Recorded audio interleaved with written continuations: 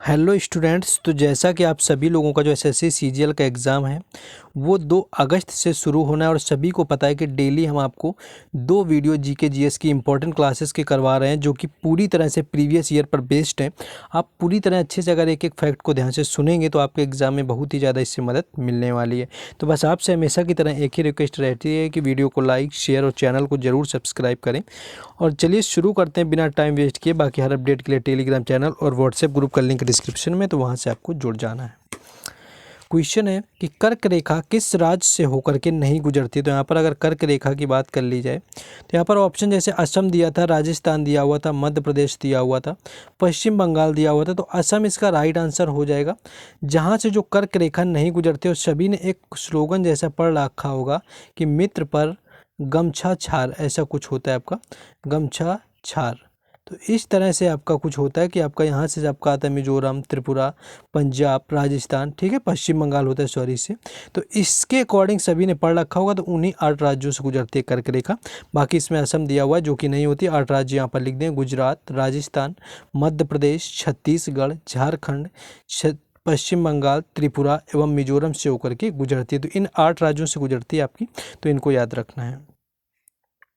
Next question है कि पृथ्वी की वायुमंडलीय परतों की ऊंचाई के बढ़ते क्रम में सही क्रम पर लगाना। तो देखिए, सबसे आपका क्षोभ मंडल होता है नीचे, फिर समताप मंडल होता है, फिर मध्य मंडल होता है, फिर आपका आयन मंडल होता है और सबसे ऊपर जो होता है आपका बहिर्मंडल होता है। बाकी अगर यहाँ पर पहले बात कर लेंगे क्षोभ मंडल की, तो क्षोभ मंडल पृथ्वी के वायुमंडल की सबसे निचली परत है। यह पृथ्वी की सतह से होकर के 720 किलोमीटर की ऊंचाई तक जाता है। सभी मौसम और सामयिक बदलाव जो होता है क्षोभ मंडल के भीतर होते हैं, यानी सारी जो मौसम संबंधी घटनाएं पूछी जाएं कि कहाँ पर होती हैं तो वो क्षोभ मंडल में होंगी। तो ये याद रखना है, सबसे निचली परत भी यही होती है। नेक्स्ट है कि समताप मंडल के बारे में, तो इसकी जो औसत ऊंचाई है वो 50 किलोमीटर तक फैली है। और जो ओजोन परत है, ओजोन परत जो है वो समताप मंडल में पाई जाती है। कई बार पूछते हैं जो प्लेन हेलीकॉप्टर वगैरह उड़ते हैं वो किस में उड़ते हैं, तो वो समताप मंडल में आपके उड़ते हैं। नेक्स्ट यहाँ पर जैसे मध्य मंडल दिया, तो मध्य मंडल की बात करें तो यह पृथ्वी की सतह से 50 किमी ऊपर से शुरू करता है और 85 किमी तक आपका फैला हुआ है, जो कि वायुमंडल की सबसे जो ठंडी परत अगर आपसे पूछ ली जाए कि सबसे ठंडी परत कौन सी है, तो वो मध्य मंडल हो जाती है सबसे ठंडी परत। तापमंडल की बात कर लें तो तापमंडल जो है ये 80 से 400 किलोमीटर तक फैला होता है। और औरोरा जो आपका औरा जो होता है, जो आपको लाइटिंग वगैरह का इफेक्ट दिखता है, वो उपग्रह वगैरह जो होते हैं वो तापमंडल के अंतर्गत आते हैं। बहिर्मंडल की बात करें तो बहिर्मंडल वायुमंडल की सबसे बाहरी परत होती है, जो कि तारामंडल के शीर्ष से आपकी 10,000 किलोमीटर तक फैली हुई है। तो ये आपको याद रखना है। और जैसा कि आप लोगों को बताया जा रहा है कि जिन लोगों ने पीडीएफ नहीं लिया है उनके लिए बेहद ही इंपॉर्टेंट पीडीएफ तैयार कर दी गई हैं, जो कि 2022 के हुए सभी एसएससी एग्जाम की पीडीएफ है। और जैसा कि पता है क्वेश्चन इतना ज़्यादा रिपीट होता है कि डिट्टो क्वेश्चन देखने को मिलते हैं। तीनों एग्ज़ाम है जो कि 2022 में हो, 2023 में, सॉरी यहाँ पर 2023 वाला होगा, 22 नहीं होगा, 2023 में जो भी हो चुके हैं, एसएससी एमटीएस 2022 है, सीएचएसएल आपका 2022 हो गया, सीजीएल हो गया, इन सभी शिफ्टों की पीडीएफ है जो बहुत सारे एक्स्ट्रा फैक्ट के साथ में इनका कॉम्बो पैक आ चुका है, जो कि आपको 49 रुपीज़ में मिल रहा है। बाकी सिंगल एग्जाम की पीडीएफ चाहते हैं तो वो भी आपको अवेलेबल होगी 25 रुपीज़ में। नंबर आपको दिया हुआ है, यहाँ पर आप इस पर कॉन्टैक्ट कर सकते हैं व्हाट्सएप पर और परचेज कर सकते हैं। नेक्स्ट क्वेश्चन है कि धीनोधार पहाड़ियाँ कहाँ पर स्थित हैं। तो अगर धीनोधार पहाड़ियों की बात करी जाए कि ये कहाँ पर स्थित है, तो गुजरात राज्य के कच्छ जिले में नानी अरल ग्राम के समीप स्थित हैं धीनोधार पहाड़ियाँ। ये सीएचएसएल में ये भी पूछा गया था। बाकी बादाम पहाड़ खाने जो होती हैं और ओडिशा के मयूरभंज और केंदुझर जिलों में स्थित होते हैं, जहाँ पर हेमेटाइट का अयस्क पाया जाता है। और भी कुछ चोटियाँ जैसे कि आपसे पूछ लिया जाए गॉडविन ऑस्टिन केटू कहाँ पर है, तो ये जम्मू कश्मीर में। कंचनजंगा की बात करी जाए तो ये सिक्किम में है। नंगा पर्वत पूछ लिया जाए तो ये भी जम्मू कश्मीर में। धौलागिरी की बात करें तो धौलागिरी आती है हिमाचल प्रदेश में। माउंट आबू और गुरु शिखर की बात करें तो यहाँ पर आता है राजस्थान, जहाँ पर दिलवाड़ा का जैन मंदिर बना हुआ है, तो ये भी याद रखना है। राजमहल पहाड़ी की बात करें तो झारखंड आ जाता है। खासी, जयंतिया और गारो जो पहाड़ियाँ होती हैं तीनों, ये मेघालय में पाई जाती हैं और इन्हीं तीनों के नाम से वहाँ पर जनजातियाँ भी रहती हैं। नेक्स्ट अगर नागा देवी पहाड़ी की बात की जाए, नागा पहाड़ी तो नागालैंड हो जाएगा। महादेव पहाड़ी यानी कि धूपगढ़ तो मध्य प्रदेश। मैकाल पहाड़ी अमरकंटक की, तो उसका भी आंसर आपका मध्य प्रदेश हो जाएगा।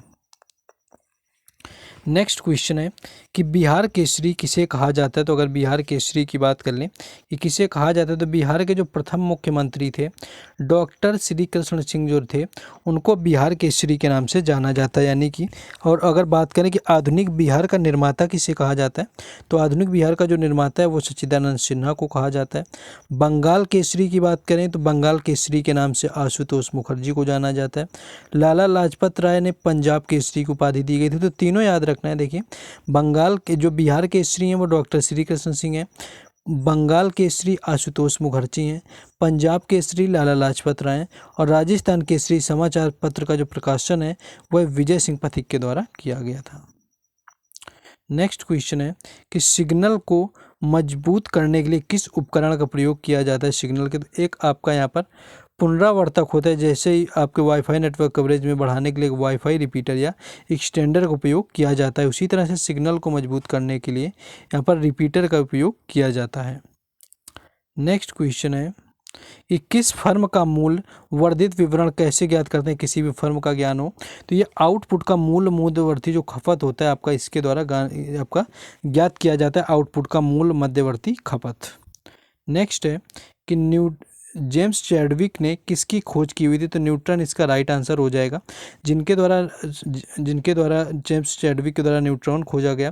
प्रोटॉन की बात करें तो ये रदरफोर्ड के द्वारा खोजा गया। इलेक्ट्रॉन की खोज की बात करें तो ये जे थॉमसन के द्वारा किया गया था। तो ये भी आपको याद रखना है। सबसे स्वच्छ शहर की बात करें तो कई बार से एक ही शहर खिताब जीत रहा है सबसे ज़्यादा स्वच्छ शहर का। अगर उसकी बात कर लेंगे कौन सा है, तो इंदौर इसका राइट आंसर हो जाएगा, जो कि आता है आपके मध्य प्रदेश में, और जहां पर खेलो इंडिया यूथ गेम्स का 5वां संस्करण हुआ था। नेक्स्ट है कि राजस्थान से उद्गम होने वाली नदी कौन सी है।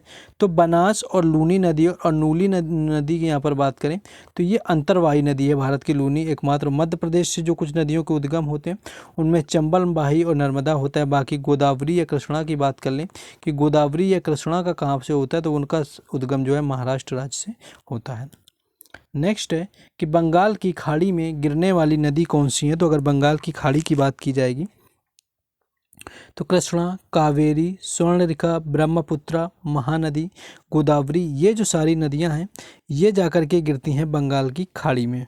नेक्स्ट क्वेश्चन देखेंगे, खंबात की खाड़ी में अगर गिरने वाली नदियां पूछी जाएंगी, खंबात की खाड़ी में कौन सी गिरती हैं, तो माही, नर्मदा और जो ताप्ती होती हैं ये खंबात की खाड़ी में गिरती हैं। बाकी अरब सागर में बात करें तो लूनी नदी हो गई, साबरमती नदी हो गई, माही नदी हो गई, नर्मदा नदी हो गई, ताप्ती नदी हो गई, ये सारी जो हैं अरब सागर में गिरने वाली नदियों के नाम हैं।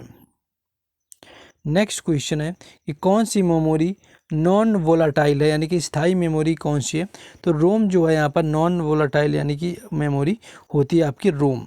नेक्स्ट है कि प्रिंट प्रीव्यू के लिए शॉर्टकट की कौन सी है। तो कभी कभी कंप्यूटर से भी क्वेश्चन पूछा जाता है, तो इसका Ctrl+F12 राइट आंसर हो जाएगा। नेक्स्ट है कि रेट लगाने से संबंधित अनुच्छेद कौन सा है। तो रेट लगाने से अगर संबंधित अनुच्छेद की बात करें तो अनुच्छेद जो 32 होता है संवैधानिक आपका संविधान का, जो कि संवैधानिक उपचारों का अधिकार इसको बोलते हैं, वो अनुच्छेद जो 32 होता है वो होता है संवैधानिक उपचारों का अधिकार। तो इसके तहत जो सर्वोच्च न्यायालय होता है अनुच्छेद 32 के तहत, और जो उच्च न्यायालय होता है वो अनुच्छेद 226 के तहत रिट जारी कर सकते हैं। आपके रिट जारी करने के लिए आपका 5 प्रकार होते हैं, जिसमें कि बंदी प्रत्यक्षीकरण, परमादेश, उत्प्रेषण, निषेधाज्ञा और अधिकार परीक्षा, ये 5 होते हैं आपके रिट जारी करने के प्रकार। नेक्स्ट देखेंगे, नेक्स्ट आपका है कि प्रधानमंत्री मोदी ने कहां पर बल्क ड्रग पार्क की आधारशिला रखी हुई है। तो अगर बल्क ड्रग पार्क की बात करें तो हिमाचल प्रदेश के ऊना में हरौली से 13 अक्टूबर 2022 को बल्क ड्रग स्थापित किया गया था, जिसमें कि 1900 करोड़ रुपए से अधिक की लागत से बना हुआ था। और ये जो पार्क है AVPI यानी कि दवा चिकित्सीय गुणों के लिए जिम्मेदार आयात पर निर्भरता घटाने में मदद करेगा। नेक्स्ट है कि ई बाल निदान किस संस्था का ऑनलाइन पोर्टल है।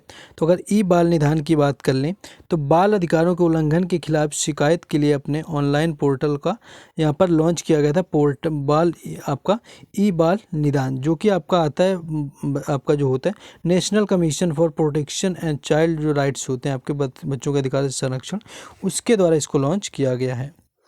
नेक्स्ट क्वेश्चन कि प्लासी का युद्ध किसके मध्य हुआ था। तो अगर प्लासी के युद्ध की बात कर लें कि ये किसके मध्य लड़ा गया, तो प्लासी का जो युद्ध था अगर उसकी बात करेंगे तो ये लड़ा गया था ब्रिटिश ईस्ट इंडिया कंपनी की सेना और दूसरी और बंगाल के नवाब की सेना रही हुई थी। यानी कि कंपनी की सेना का जो नेतृत्व है वो रॉबर्ट क्लाइव कर रहे थे, बाकी नवाब जो थे वो सिराजुद्दौला रहे हुए थे जिनको रॉबर्ट क्लाइव ने हरा दिया था। और मीर जाफर के विश्वासघात के चलते 23 जून 1757 में उन्हें प्लासी के युद्ध में हार का सामना करना पड़ा था, क्योंकि यहाँ पर मीर जाफर को लालच दिया गया था कि उन्हें बना दिया जाएगा नवाब। नेक्स्ट है कि निर्मला एवं मानसरोवर उपन्यास के लेखक कौन है। तो निर्मला अगर मानसरोवर की बात करी जाए तो मुंशी प्रेमचंद इसका राइट आंसर हो जाएगा, जिनके द्वारा निर्मला और मानसरोवर उपन्यास लिखे गए थे। इनका जो ओरिजिनल नाम था वो धनपत राय श्रीवास्तव से, तो ये भी कई बार पूछा जाता है कि इनका ओरिजिनल नाम क्या था मुंशी प्रेमचंद का। तो धनपत राय श्रीवास्तव था और इनके द्वारा कुछ और लिखे प्रचलित उपन्यास हैं, इसमें कि गोदान है, कर्मभूमि है, गबन है, मानसरोवर है। तो ये हैं जो यहाँ पर लिखे गए, जिसमें कि गबन और गोदान तो कई बार आपके पूछे जा चुके हैं। नेक्स्ट क्वेश्चन है कि अंडमान और निकोबार का कुल क्षेत्रफल कितना है। तो अगर अंडमान और निकोबार की बात कर लें तो 8,249 किलोमीटर इसका राइट आंसर हो जाएगा, जो कि अंडमान निकोबार का कुल क्षेत्रफल है। बाकी वहीं अगर बात कर लें लक्षद्वीप की, तो लक्षद्वीप की 32 वर्ग किलोमीटर है। चंडीगढ़ की बात करें तो 114 वर्ग किलोमीटर है। पौंडुचेरी की बात करें तो 492 वर्ग किलोमीटर है। दादर नगर हवेली की बात करें तो 603 वर्ग किलोमीटर और दिल्ली की बात करें तो ये है आपका 1483 वर्ग किलोमीटर, यानी 1483। अंडमान की बात करें तो ये आपका है आइसलैंड का 8,249 वर्ग किलोमीटर। बाकी जम्मू कश्मीर की बात करी जाए तो ये 42,241 वर्ग किलोमीटर है। बाकी लद्दाख की बात करी जाए तो ये 59,000 आपका वर्ग किलोमीटर आता है। नेक्स्ट क्वेश्चन है कि पल्लवों की राजधानी कौन सी थी। तो अगर पल्लवों की राजधानी की बात करी जाए तो कांचीपुरम इसका राइट आंसर हो जाएगा, यानी जो पल्लवों की राजधानी थी वो कांचीपुरम थी। और पल्लवों की राजधानी कांचीपुरम रेशम और शैलकृत मंदिरों के अत्यधिक निर्माण के लिए जाना जाता रहा है। बाकी अगर इसके संस्थापक पूछ लिए जाएँ तो सिंह विष्णु हो जाएगा, यानी सिंह विष्णु जो है वो संस्थापक रहा हुआ था पल्लव का। बाकी पल्लव की जो अवधि थी वो 275 ईसा पूर्व से लेकर के 857 ईसा पूर्व तक मानी जाती है। कौन और रहे हुए हैं राजवंश, उनकी राजधानियों की बात करें जैसे कि हर्यक राजवंश था तो ये राजगृह थी और बाद में इसे पाटलिपुत्र बना दिया गया। शिशुनाग जब आया उसने राजगीर इसको बनाया। नंदा जो था पाटलिपुत्र बनाया। मौर्य में भी पाटलिपुत्र रही। शुंग में तो ये पाटलिपुत्र के बाद में विदिशा बन गई। कर्ण की बात करें तो आपका रहा हुआ था पाटलिपुत्र। गुप्त में ये तब भी पाटलिपुत्र। चोल की बात करें तो पुहार और तंजावर रही हुई थी। सातवाहन की अमरावती रही हुई थी राजधानी। कुषाणों की बात करें तो ये तक्षशिला, मथुरा, पेशावर वगैरह रही। पल्लव की कांचीपुरम जो कि पूछी गई थी। चालुक्य जो थी बादामी की थी। राष्ट्रकूट की मान्यखेट और कुषाण जो आपके ऊपर ही बता चुके हैं। तो इस तरह से सभी जो शासन काल हैं उनकी आपको याद रहनी चाहिए राजधानी भी। नेक्स्ट क्वेश्चन है प्रो कबड्डी लीग सीजन 8 के विजेता और उप विजेता टीम कौन रहे हुए थे। तो विजेता जो रहा हुआ था वो दबंग दिल्ली था, यानी दिल्ली रही हुई थे प्रो कबड्डी लीग सीजन 8 के विजेता। और उप विजेता की बात करें तो पटना पायरेट रहा हुआ था। अब तो आपका सीजन 9 भी आ गया तो ये भी याद रखना है। सीजन 9 जो है उसमें जयपुर पिंक पैंथर इसका जीता हुआ है और पुनेरी पल्टन जो रही हुई है उप विजेता रही हुई है। तो अभी तक तो देखिए प्रो कबड्डी लीग सीजन 8 पूछ रहे थे, दिल्ली पटना सबको याद था। अब आपका प्रो कबड्डी के जो सीजन 9 हो चुका है वो भी हो चुका है यहाँ पर, तो अब आपको थोड़ा ध्यान से याद रखना है। नेक्स्ट क्वेश्चन है कि औद्योगिक नीति किस पंचवर्षीय योजना में लाई गई थी। तो ये दूसरी पंचवर्षीय योजना इसका राइट आंसर हो जाएगा। जब औद्योगिक नीति लाई गई 1956 में, और दूसरी पंचवर्षीय जो योजना थी वो महालनोबिस मॉडल पर आधारित रही हुई थी। पहली जो थी वो हेराल्ड डोमर मॉडल पर थी। और बाकी बात करें तो आपका उद्योग विकास और विनियमन अधिनियम 1951 के तहत उद्योगों पर नियंत्रण बनाए रखने के लिए लाइसेंस प्रणाली का भी सहारा लिया गया था। जो पहली पंचवर्षीय योजना थी 1951 से 1956 तक चली हुई थी। ये आपको सारी चीज़ें इंपॉर्टेंट देख लेनी है। जो कि कृषि पर विकास दिया गया, कृषि को प्राथमिकता थी। दूसरी थी औद्योगिक विकास के लिए। तीसरी थी आपकी अर्थव्यवस्था को गतिमान और आत्मनिर्भर बनाने के लिए। चौथी थी पहला स्थिरता के साथ विकास और दूसरी आत्मनिर्भरता के साथ स्थिति प्राप्त करना। पांचवी थी कृषि को सर्वोच्च प्राथमिकता दी गई और बाद में उद्योगों और खानों को भी वरीयता दी गई थी। 6 की बात करें तो 6 जो था गरीबी उन्मूलन और तकनीकी आत्मनिर्भरता को प्राप्त करना था। 7वां आत्मनिर्भर अर्थव्यवस्था की स्थापना था। 8वां आपका मानव संसाधन विकास पर जोर दिया गया था। आपका जो 9वां नंबर था यहाँ पर पंचवर्षीय योजना, वो न्याय और समता के साथ में विकास था।